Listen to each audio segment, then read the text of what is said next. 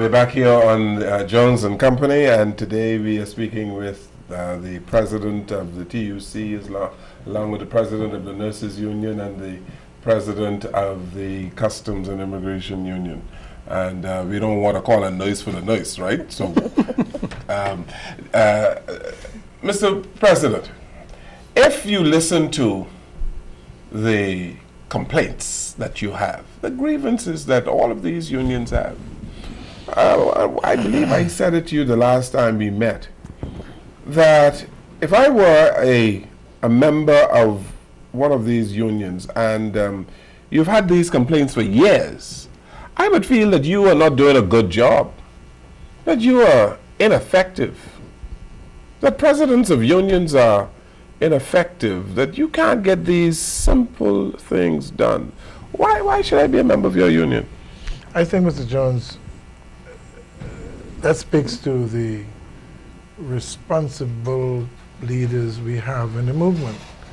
Even at the risk of even being voted out of office, sometimes we try to see if we can impress on the government, or all the employers, private sector, why we should meet, why we should sit down, and why we should negotiate certain things. Stick a pin right there. Yeah.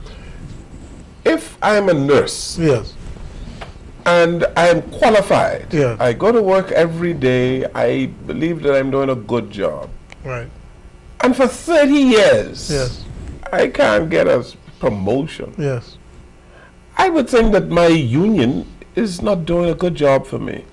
yes. But you got to But remember. why should I continue my membership in a union where I apparently can't get an increment and can't get a promotion? Well, better let it. Because if you don't understand that united together we can do more, then once we don't have a union, be divided, the employer can do even worse things to you.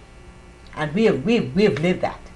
Yes, there's a lot of issues that we can't seem to get resolved, but there are a lot of issues that we are getting resolved. And at least as a unit, those issues that we cannot get resolved, we can go back at them a little stronger. Because each time we go into battle, we come out a little stronger. And we're strategizing differently to deal with the matters that seem so surmountable. How long it took for you to get health insurance for nurses? It took us, that first agreement was 2005, and we got it 2008 or 9. If I remember, 8 or 9, okay? But it is more to our advantage to have, we know that. We know what it was when we didn't have a union. And when we have the union, we are accomplishing things. There's just a whole lot of stuff to accomplish. And the promotions is one of those. But there's a lot of things we have accomplished as a union. So it doesn't benefit a nurse not to be a part of the union. And let me tell you, these employers ain't easy. They know who union members and who aren't. And in nursing, they'll come after you if you're not a union member. Yeah, but I'm covered. So I am covered under the be, Industrial Relations Act. I should have no fear of recrimination, no fear of being victimized. Yes. Mr. Jones, you know I can do some stuff to you without you not being able to take me to no labor board. You don't have a union to back you anyway. You don't even know what your rights is. Yeah. So who you gonna talk to? But at least if you're part of the union, you may not know anything, but you know something ain't right here, and you can say, you know what? I need union representation up in here. And you know from the talks you've had with the shop stewards that you have that right to stop any meeting and say, I want union representation, or say before you get into the meeting, union representation should be in here for me. So you know you're covered. So it is more definitely. Okay. Nurses have to understand. Those who don't, it's better to be part of it. Okay, Mrs. Yeah, Mr. Jones. One of the things I recently did, Customs had a promotional exercise, and there's some persons who were bypassed or superseded. Recently? Yeah, recently. I thought the customs promotions are supposed to be announced soon. No, Customs had a promotion. Okay, Had all a right. promotion exercise. And so a Okay. number of persons were Some months superseded. ago? Yeah, just recently. You know, Okay. I think by June, July, somewhere around there.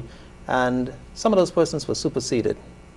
One of the benefits of being in the union is they can come to us and we seek to have a conversation.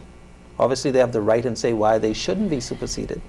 But what we also look at is the ability to take that matter to court, having exhausted every opportunity to correct it. Where persons are judged to have not performed and they would have been superseded, the union understands that because you're the one who's writing your future. But there's value in being in the union. I'm telling you. Immigration, last promotion was 2007. There were people who were deferred. Their promotion was deferred for birth certificates, marriage certificates, copies of their degrees. It's laughable because from 2007, those documents that they requested were supplied, but yet those persons have been deferred. Their promotion has been deferred up until the present time. I want you to hear me now.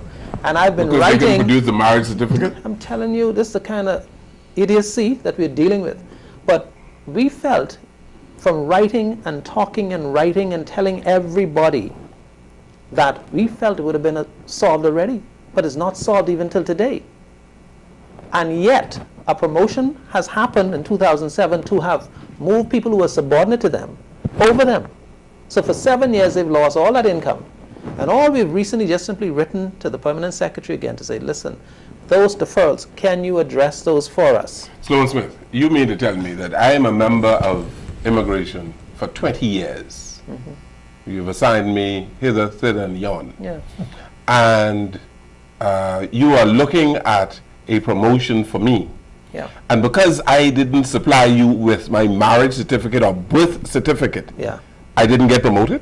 That's it. That's what they said. The funny thing about this is, you wonder why they didn't promote this grouping. And historically, now I was there, in 2008 when we stepped out of the offices because we had some issues and we were seeking medical coverage, one or two of those persons spoke, to the media. And it was said to me a year later. I said, and then Deputy Prime Minister, I'm telling you now, I'm going to tell you straight up. Deputy Prime Minister at the time was the Honorable Brent Simonet. And I remember coming to him on a matter, and I said, boy, Chief, the other day we stepped out because, those things were a real concern to us, so nobody was trying to embarrass you, it was just business. I said, but I also noticed you didn't promote some people. I said, well, Mr. Smith, what did you expect? So you never know why people's promotion have been deferred. Birth certificates are normally on files. From they were hired, it was there. That's right. Marriage certificate is there. Once they get married, they submit it. So when you raise these things and you say these people's promotion have been deferred, the first thing comes to my mind is, man, let's say it for what it really is. How united is the labor movement in the country? I noticed that Labor Day, and we are wrapping up now, that you still had two separate marches, even though you were supposed to have one. Yes, well, the other grouping and the TUC agreed that we'll have one march. Right. And the other grouping decided for whatever reason there wouldn't be one march. But I'll make this prediction. And I think Sloane and Madam President shares his views. There will be a united labor movement. The United Labor Movement. No ifs, Period. ands, and buts about Period. that. Again. Oh, yeah. Well, There- many years ago you had a United Yeah, Labor. exactly. There will be one. I can almost assure you of that. And Ministry of Works Oh, yeah. is the beginning of that process. Environmental health is the beginning of that process. They're all falling under the TUC. That's the point I'm making. And they ain't no personality. Yeah. That is not the issue. They're looking at an organization that is interested in their welfare, not to go against the PLP or against the FNM Yeah. or even the DNA. That's really and truly not our agenda. We have a workers' agenda, and the workers of the country, Mr. Jones. I got calls from the Treasury Department. Mhm. I got calls from NAD. I was trying to be nice But I ain't gonna be nice no more. So you're saying the Public Services Union is falling apart? That's quite obvious. It's falling apart. That's 1,100. 1,100 men from... That's 2,500 here. Yes. Where they came from? Okay.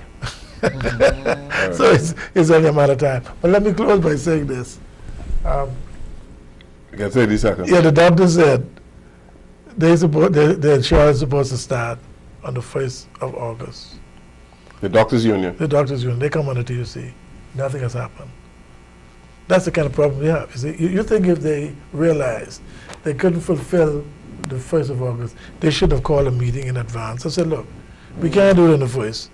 Because of these reasons, we will do it on the 12th, on the 15th. I mean, that's only reason, Mr. Jones. And that's the reason why we have a problem. Okay. Okay. Thank you so very much for being here today. Thank you, Sloane Smith. Thank you for having us. Thank you, Jannah. Thank you for having me. Khalfani and Mr. Ferguson, thank you so very much. Thank you very much. Thank you for watching and listening to our program. Good evening, everyone.